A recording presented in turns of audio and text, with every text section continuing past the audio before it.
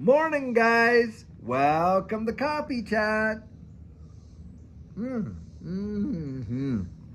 Oh my goodness, guys, isn't it true that first sip? Wow. And the fact that I'm coming out and sharing that with you tells you just how precious you truly are to me. Now, guys, just check this cup out right here. Beautiful cup. It was sent to me by Ed from Hodler's Gear, and he sent me not just one, he sent me a set, plus some tumblers and some, other little cups and things like that.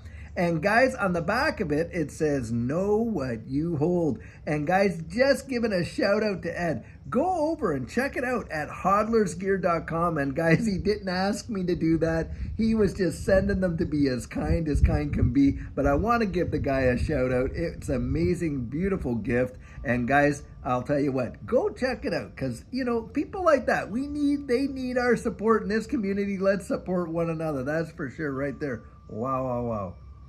And guys, having said that, we all gotta know what we hold. Absolutely for sure. Because I'll tell you what, will they ever shake the tree like crazy? Now they know for a fact, and I'm talking about a lot of these whales and some of these powers that be, they know what's coming, guys. They know that we're moving into a digital economy. It's an absolute fact. You don't have to even listen to, crypto influencers to get that. In fact, I would encourage you. YouTube is great, but it's great for confluence. It's not research. Go read up on the Federal Reserve's website. Go read up at the IMF or the Bank of International Settlements and a lot of the central banks around the wide world. Find out, go to atlanticcouncil.org and see just how many nations are at the point where they're almost ready to issue their central bank digital currencies. Read up on this information, what the World Bank has to say, and on and on and on. And you will see for a fact that we are moving forward into a digital economy where these digital assets are going to play a massive role. But boy, do they ever want to shake us out in a big way. And the pressure that is put on this space is absolutely intentional, 100%. And the reason I believe this is this. Here we have a debtor nation. Now, the United States, I'll tell you what, amazingly powerful, and you would say one of the wealthiest countries in the world, but the debt, wow, we're over 35 trillion in debt. The nation owes, the debt clock, $35 trillion. Now, we have gotten desensitized to hearing numbers like that. But guys, it wasn't that long ago when we weren't even $1 trillion in debt. And I think that's even back, if you went back into the Reagan years of him being president, nation wasn't even 1 trillion. And in fact, during Barack Obama's term, and of course, these other, Trump included in these presidential terms, more debt had been added to the American balance sheet than what was in there. You could have taken every other president from George Washington combined and added and put the last three. And boy, they've even doubled it. It's truly amazing how quickly the debt has risen and this spending has gone wild. And guys, it's like when they blow up a balloon, right? And as it gets to the end, man, they just start pumping until absolutely the thing literally explodes. And if you think that they don't have a game plan in their back pocket, come on, let's not kid ourselves. Of course they do. They're not idiots. They know exactly what's coming down the road. In fact, when the whole, this was going on and all the free money was going out there and things like that, everything, the whole wide world stopped out, yet we had one of the biggest secular bull runs in history. Well, we know that was all central bank driven, to be sure. Well, guys, do you not think there were economists out there saying, hey, listen, the inflationary result's going to be thus and such? They didn't care. They don't care. In fact, that is the goal of almost every central bank, is to inflate. That is the absolute goal. Every time they issue a new dollar, another dollar, monetary instrument, what are they doing? They're inflating. Absolutely. They're lowering the purchasing power of the dollars that already exist, aren't they? By adding supply to the system. And every 3 months, they're adding $1 trillion in the U.S. to the debt. That is mind-bending. So guys, don't let yourself get shaken out, because I'll tell you what, when we do transition into this, it is going to be probably one of the greatest wealth transfers in the history of mankind. I absolutely believe that, 100%.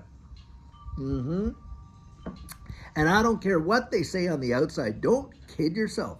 These folks that can see what's coming down the pike, they hold these assets. Yes, they do. And when you see legislation, you got 71 Democratic senators crossing the floor to support the Financial Innovation and Technology for the 21st Century Act, FIT, and now that's gone off to the Senate. Guys, I'm telling you, we are going to see big-time regulatory changes happen in this space.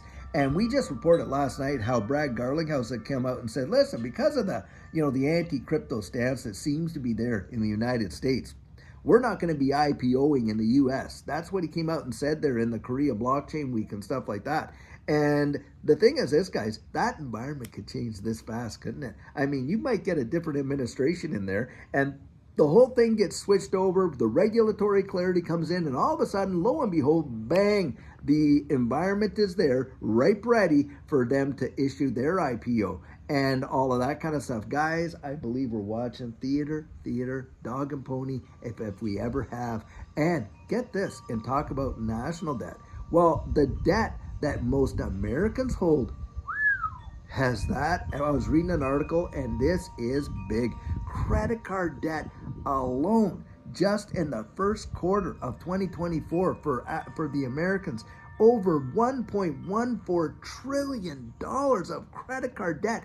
And by the way, they're pointing out a fact that only 25% of Americans own their homes, and of those, only a small percentage own them outright. The rest of them are all in, mortgage debt. That was massive. I'm reading this, I'm like, you got to be kidding me. You wouldn't have thought that. Well, what they're really saying is most Americans genuinely do not own their own homes. Oh, their name might be on the title, but the bank owns it, guys. The bank owns it. Very few folks in the nation right now are homeowners outright where they own their own homes. It is not that high a percentage. And if you're in that category, you must count yourself blessed, because most aren't, guys. Most aren't. And in paying mortgage rates now, if you had to renew under these circumstances, wow. And a lot of them, the teetering on defaults on mortgages and the foreclosures are just getting higher and higher and higher. And in fact, what's been reported too is that a lot of these banks are not even putting all the foreclosures on the books. They're holding off on the foreclosure. They haven't initiated. But if it was regular times, as things would be, then they would absolutely be going out and foreclosing. They're sitting there on defaults on mortgages that are just outrageous and not actioning them because they don't want to report all the foreclosures. Isn't that something? And this is what's going on, guys. And on top of that, another one, big one. And just to throw this one out there too, student loan debt off the Richter scale, regardless of the debt forgiveness thing. It is truly wild. And to think that kids are out there going out there, in their early 20s, taking on $100,000 of debt for a 4-year degree and not even being able to land a good, decent paying job when they get out. That is insane. And $100,000, that's on the lower end of that spectrum. Can you imagine? It wasn't like that when we were kids, guys. It was not. And it's not us that did this to the system either, because I've heard them come out, the boomers walked through that door of opportunity, or the Gen Xers, and then slammed it shut when they went through on the other side. That's hogwash. You know how I know that? Because we were out there freaking paying all of these taxes and everything else while the central banks and the powers that be and some of these people have been in office, and some of us were in grade school ourselves, have been pushing this narrative and allowing this. So if you want to lay blame, you just have to go right up there, up to Washington, D.C., and you can write it down, put it on a pad of paper, and stick it on the doorpost right there. Yep. These insane policies of spending, literally bringing the country to bankruptcy. Now, can you imagine, fathom this? If you ran your household or your business like that, I'm going to tell you what, you wouldn't even make it 1 year. You would not even make it 1 year, and your credit would be absolutely decimated. You'd be at a point of default. You'd be looking at bankruptcy. You'd probably lose things. They'd probably come and, repossess your vehicles and on and on and on. Do you think this is the way it works? See, a central bank, like the Federal Reserve, they just print it at will, don't they? I mean, if you and I did this, it would be counterfeit and on and on and on, but they can do this. This is how the Ponzi scheme works. And why is that, guys? Because it's all about control.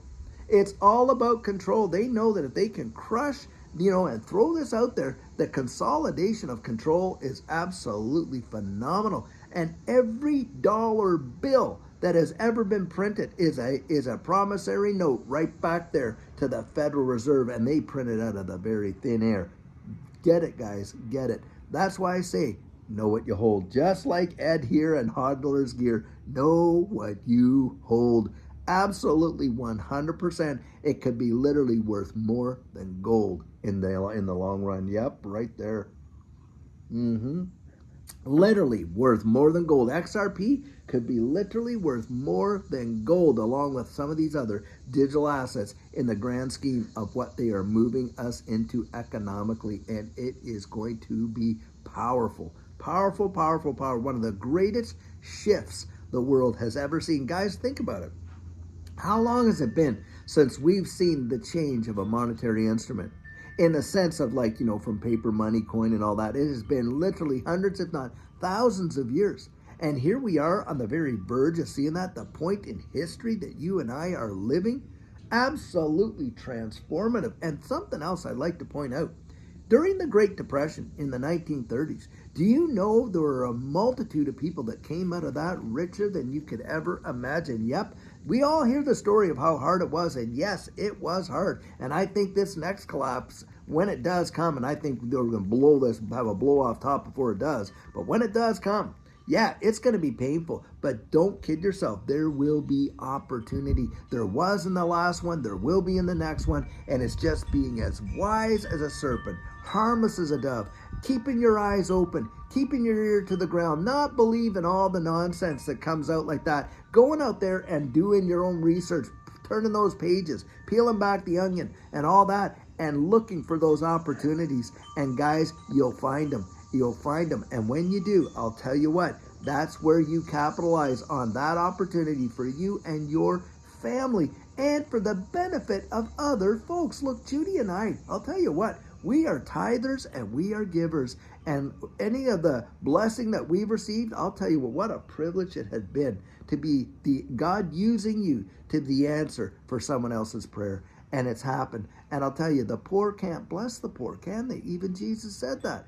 However, I do believe God puts resources in the hands of his servants so that they can go out and be a blessing on the earth. Absolutely right there. And guys, you got to be ready for it. You got to be ready for it. That's why I'm always out there encouraging you to get out there and do that research and stuff like that. Take advantage of the opportunities to educate yourself that are available and learn what it means to be and to prosper and thrive even in a downturning situation. That is for sure right there.